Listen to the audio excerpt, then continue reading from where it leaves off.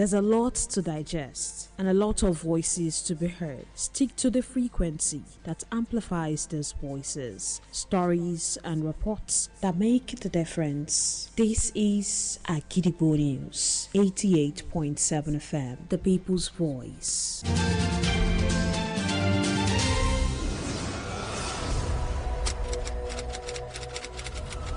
This is Kunle Amzat Studio, Agidigbo 88.7 FM. Welcome to News Around the World.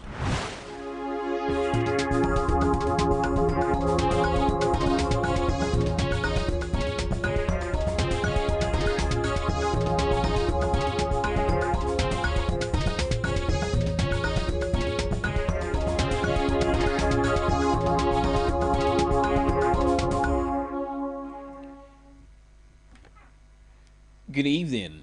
Welcome to the news around the world on the most listened to radio station, Agidigbo 88.7 FM Ibadan. I am OLUWATOSIN, OLOGUN. First deadlines.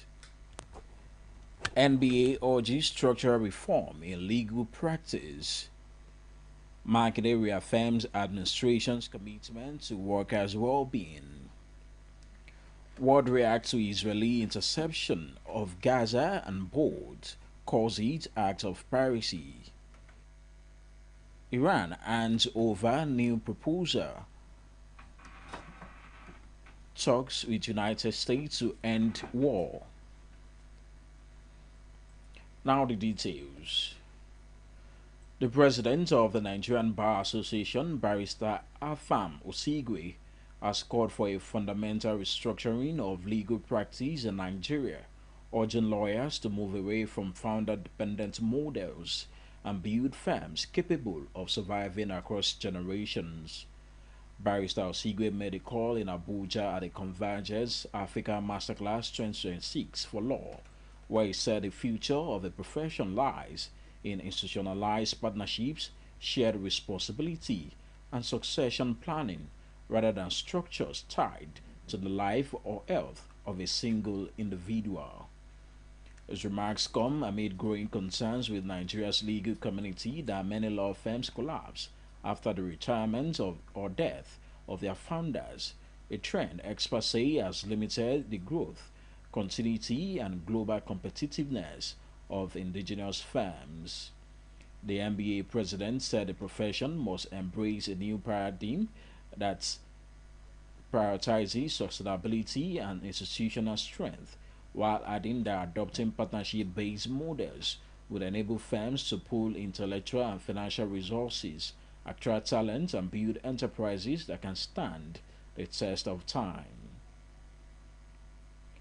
The Oyo State Governor, Engineer Abiodun Makinde, has reaffirmed his administration's commitment to the well-being of workers, pledging that insecurity would not be allowed to undermine prosperity in the state. The governor also assured that he would continue to prioritize policies that promote safety, economic stability, and improved working conditions, enabling workers to thrive and contribute meaningfully to the development of Oyo State. The state governor made this known during the 2026 Workers' Day celebration held at the main bowl of the Lake Salami Sports Complex at Damasiga, Ibadan, where he was represented by the Secretary to the state government, Professor Musiba Babatunde. Agidigbo FM News correspondent Oluwakbemi Bamidele was at the 2026 May Day celebration held at the main bowl of the Lake Salami Sports Complex at Damasiga, Ibadan. Here's the report. The International Labour Day, also known as May Day, is celebrated on May 1st every year to honor the contributions and achievements of workers and the labor movement in the society.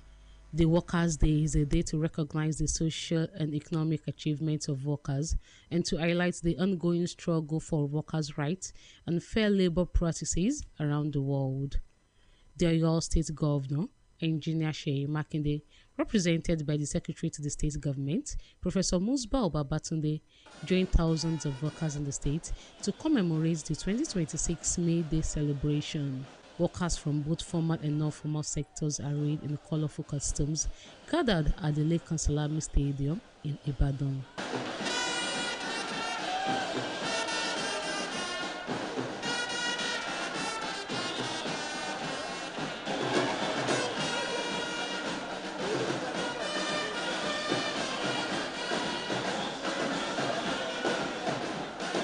The event themed insecurity and poverty, being of decent work, drew workers from various sectors who gathered to commemorate the annual Workers' Day. Governor Makinde, in his address, noted that the state has heavily invested in security across the state, deploying measures that cross across grassroots vigilance. Vigilance to the Amotekun security network in terms of recruitment, in terms of giving them equipment, in terms of promoting interagency collaboration, in terms of providing technological services that can actually aid rapid response and support effective service delivery of our security agencies. Beyond security, Governor Makinde disclosed that Oyo State recently introduced 10,000 naira subsidy for workers to cushion the effects of rising fuel prices linked to global tensions. We gave 10,000 naira subsidy to all workers in Oyo State. Oyo State is the first to have been able to do this. This is part of what we have been able to do. In terms of supporting the welfare of workers, housing loan, car loan, we gave us such support to them. And as much as possible, we are digitalizing the public service system in Oyo State. The administration also pointed to ongoing support initiatives, including housing and car loans, as well as reforms to digitalize the public service in order to improve efficiency, transparency, and overall productivity. In their welcome address, the Trade Union Congress Chairman, Oyo State Council, Comrade Bosun Olabiyagoro, and Nigeria Labour Congress Chairman, Oyo State Council, Comrade Kayode Martins, lamented the pains and struggles of Nigerians amidst the growing economic hardship, saying Bola Ahmed Tinubu-led federal government should formalize crude subsidy to modular refineries as a national cushion. In the last 2.5 years, when we negotiate the new minimum wage, I can authoritatively say that that minimum wage is even lower than being minimum. It is not close to being minimum wage. We ask for a living wage, but at the end of the day, we settle for something that is lesser than minimum wage. We also made it clear that any government that makes life difficult for the masses should not expect the support or consideration of the people. Governance must be people-centered, responsive, and accountable. In their various fraternal messages, the Aseyin of Iseyin, Obasefiu Oyebola, the Labour Controller from the Federal Ministry of Labour, Barrister Hovie, represented by Engineer Olumide, urged workers in the state to remain steadfast and continue to work for the greater good of the nation. The event featured colorful parades by various unions, cultural displays and solidarity marches, reflecting both the resilience and unity of the workforce in Oyo State. Despite the celebratory atmosphere, the tone of the day remained firmly focused on advocacy, highlighting the need for continuous reforms to secure a better future. Oluwapemi Bamidele, Agidigbo FM News. Move to give back to society, the senator representing Oyo North Senatorial District under the All Progressives Congress (APC), Senator Fatai Omotayo Buhari, staged the 5th edition of the Zemanga Empowerment Program and a constituency briefing at Shaun Township Stadium in Ogbomoso.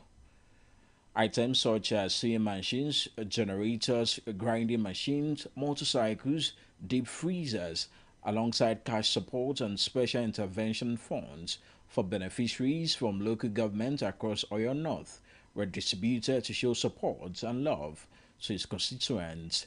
Agidwa FM News correspondent Jehovah Tobi Olaiju was at the event. Aisha Oladeji brings the reports. There was a great outburst of joy among constituents of Oyo North Senatorial District as they witnessed the 5th edition of the BAF Renewed Hope Mega Empowerment, organized by Senator Buhari Abdul Fatai, who represents Oyo North Senatorial District. The program, designed to show support and improve the livelihood of both supporters and residents, was held at Shaun Stadium.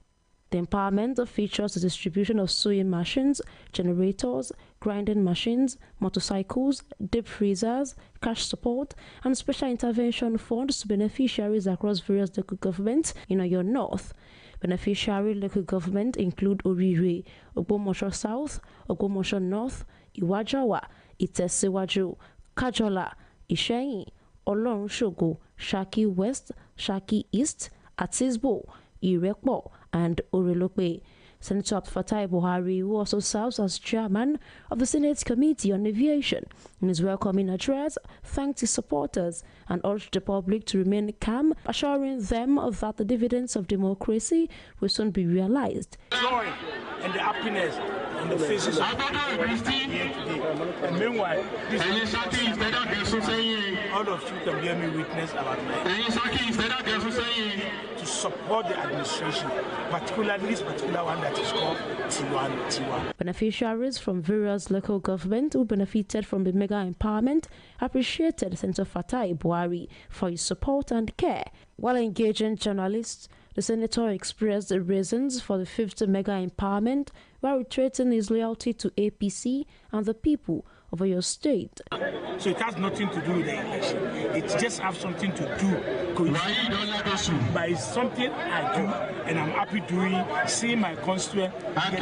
You think it's easy? Somebody winning election back to back 3 times when you are not from the north. The event was graced by important guests such as the Oyo APC Deputy State Chairman, Dr. Taufik Lamidi, the Oyo APC State Secretary, Barrister Fatai Adeshina, the wife of the former governor, Chief Mrs. Dr. Oluwakemi Akala, and Chief Samuel Sobalaji Otolorin, who represented the Shoun of Ogbomoso and the Shoun Council, alongside other influential personalities. Aisha Oladeji, Agidigbo FM News. The chief imam of Agidigbo FM Central Mosque, Imam Zakaria Yunus Baba, has wished all the 2026 intending Hajj pilgrims a fruitful one and bade them farewell as they go on the journey. While delivering a sermon at today's Jummah, Imam Yunus urged the pilgrims to pray for the nation's peace and unity while in the Holy Land. We are urging the organizers to please kindly explain the duty and the way and manner our Hajj, our people, the way and where they are going to, where they must be and where they must not be, how they must do and how they must not do things. So they should try to explain their steps to them. So it's their duty to explain to our people how they should move and where they should go and where they should not go. The chief imam of Agidigbo FM also encouraged the pilgrims to remain obedient and follow all laid guidelines, while stating further that Hajj is mandatory for every able Muslim, as prescribed by Almighty Allah. Now it's time to link up with our United Kingdom studio for the foreign news. News from Kele Amza Studio, Agidigbo FM, United Kingdom. I am Zikrot Fasasi. Matters rule have saved more than 500 lives in England by receiving potentially life-saving care, which gives hospital patients the right to seek a second opinion about their health. Matters rule is named after Mata Mills, who died at the age of 13 in 2021, after her family's concern that she was deteriorating went unheeded by staff at King's College Hospital in London. However, Matters rule has allowed patients, relatives and staff to call a helpline run by the hospital if they are worried about the person's condition or treatment and ask for a rapid review of their care. The Health Secretary, West Streeton, said Matters parents have fought tirelessly to turn the most unimaginable grief into something that has genuinely changed how the NHS work, which took them more than extraordinary courage and changing the NHS culture. Streeton then confirmed the figures prove the Matters rule is already having a life-saving impact and has been widely hailed as a major advance in patient safety. World react to Israeli interception of Gaza aid flotilla.